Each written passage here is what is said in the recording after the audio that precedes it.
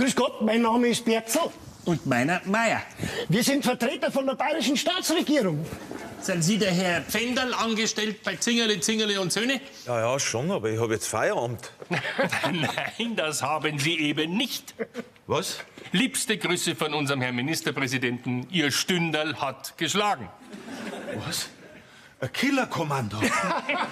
Nein, wir bringen Ihnen eine große Freude. Wir haben die Markusstunde für Sie dabei. Wen? Die Söder-Zusatzstunde für den wirtschaftlichen Aufschwung in Deutschland. Ja, freilich. Ich, wo ich sowieso schon so viele Überstunden hab. Ja, jetzt geht einmal nicht um Ihre Überstunden. Das ist genau das Problem, weil jeder bei der Arbeit nur noch an sich denkt. Ja, da haben Sie recht, aber ich mache jetzt Schluss. Meine Frau hat einen falschen Hasen im Rohr. Halt. Der falsche Hase ist in einer Stunde noch genauso falsch wie jetzt.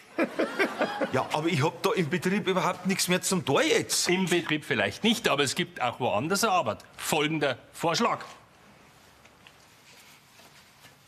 Ein Stündal schaufeln und du kommst ins Schnaufeln.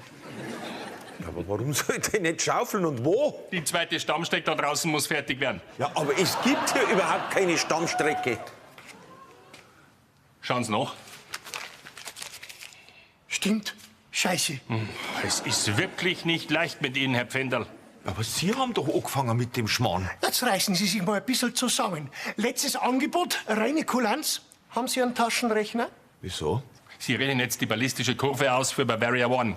Da für diese Mundkapsel da. Ja, aber ein kleiner Fehler entscheidet über Leben und Tod und über die Ehre Bayerns.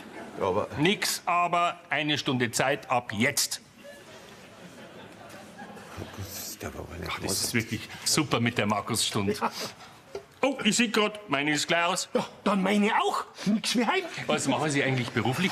Ich bin Obstfachverkäufer. Und Sie? Ja, aber Lottogeschäft, aber in Teilzeit. Ach, freilich, sonst drehst du durch. Da drehst du durch. Ja, was soll man denn noch alles machen? Das ist ja der Wahnsinn. Der kommt.